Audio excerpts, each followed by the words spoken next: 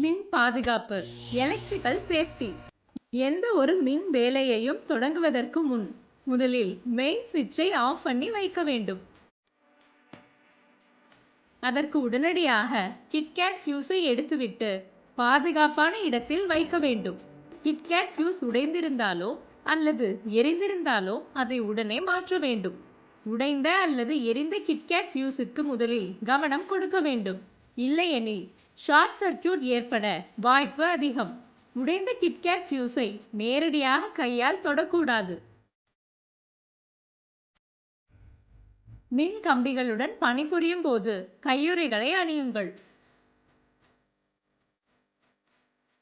எந்த ஒரு மின் அமைப்பிலும் பணிபுரியும் போது வெப்பம் கடத்தாத கருவிகளை பயன்படுத்துங்கள்.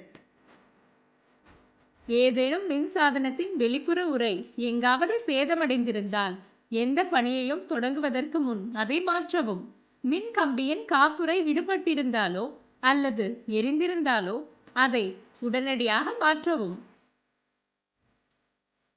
ஏதேனும் கம்பி இணைப்பில் உள்ள மின்காப்பு நாடா வெளியே தெரிந்தாலோ அல்லது உரிந்து வந்தாலோ புதிய நாடாவை ஒட்டவும்.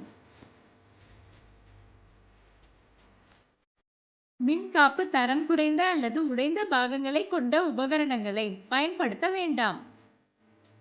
மின்சார கம்பியை திறந்தோ அல்லது தொங்கிக் கொண்டோ விடாதீர்கள். கேசிங் கேப்பிங் அல்லது கான்டியூர் பைப் உதவியுடன் வயரிங் செய்து தேவைக்கேற்ப பாயிண்டுகளை அகற்றவும். மின் கம்பிகள் அல்லது இயந்திரங்களில் வேலை செய்யும் போது மற்ற உலோகங்களால் செய்யப்பட்ட கை காப்புகள், கை கடிகாரங்கள், மோதிரங்கள் அல்லது சங்கிலிகளை அணிவதை தவிர்க்கவும். அவை நேரடி மின் கம்பிகளுடன் தொடர்பு கொண்டால் கடுமையான மின் அதிர்ச்சியை ஏற்படுத்தக்கூடும். ஒரு கை காப்பு சுழலும் பாகத்தில் சிக்கி ஒரு தீவிரமான விபத்தை ஏற்படுத்தக்கூடும். பணிமனையிலோ அல்லது பணிபுரியும் இடத்திலோ வெறுங்காலுடன் நடக்காதீர்கள். செருப்புகளை அணியாதீர்கள். கனமான கருவிகள் உங்கள் கால்களில் விழுந்து காயத்தை ஏற்படுத்தக்கூடும். வெறுங்காலுடன் நடக்கும்போது மின்சார கம்பிகள் மீது படுவது கடுமையான உயிருக்கே ஆபத்தான மின் அதிர்ச்சியை ஏற்படுத்தக்கூடும். பணிபுரியும் போது உங்கள் வேலையில் முழுமையாக கவனம் செலுத்த வேண்டும். இல்லையெனில் ஒரு பெரிய விபத்து ஏற்படக்கூடும். நீங்கள் யாரிடமாவது பேச வேண்டியிருந்தால் வேலையை நிறுத்தி உபகரணங்களை அணைத்த பின்னரே பேசவும்.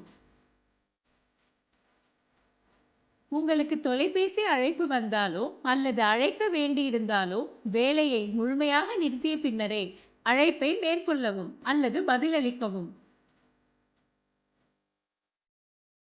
எதையும் வெட்டும் போது உங்கள் உடலின் எந்த பகுதிக்கும் காயம் ஏற்படாதவாறு கவனமாக இருங்கள். பணிபுரியும் போது தொலைபேசி அழைப்புகளை ஏற்கவோ அல்லது பேசவோ வேண்டாம். ஏனெனில் அவ்வாறு செய்வது நமக்கோ அல்லது நமது சக ஊழியர்களுக்கோ தீங்கு விளைவிப்பதுடன் உபகரணங்களையும் சேதப்படுத்தக்கூடும். மின் சாதனங்கள் இயங்கிக் கொண்டிருக்கும் போது அவற்றை ஓரிடத்தில் இருந்து மற்றொரு இடத்திற்கு நகர்த்த வேண்டாம். மின் சாதனங்களை நகர்த்த வேண்டியிருந்தால் அவற்றை நகர்த்துவதற்கு முன் அனைத்து மின் இணைப்பை துண்டிக்கவும். கூர்மையான அல்லது முனையான பொருட்களுடன் விளையாடாதீர்கள். ஏனெனில் அவை காயத்தை ஏற்படுத்தக்கூடும். இந்த பொருட்களை மேசைகளின் மூலைகளில் வைக்காதீர்கள்.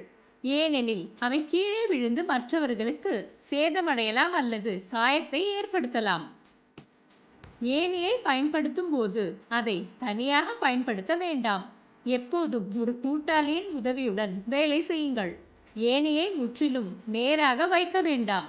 வேலை செய்யும் போது அது நிலையாக இருப்பதற்காக அதை சற்றே விரித்து வைக்கவும். வேலை செய்யும் போது உயரத்திலிருந்து விழும் பொருட்களிலிருந்து உங்களை பாதுகாத்துக் கொள்ள எப்போதும் தலைக்கவசம் அணிய வேண்டும். தரையில் தண்ணீர் இருந்தால் வெறும் கால்களுடன் மின் சாதனங்களில் வேலை செய்யாதீர்கள்.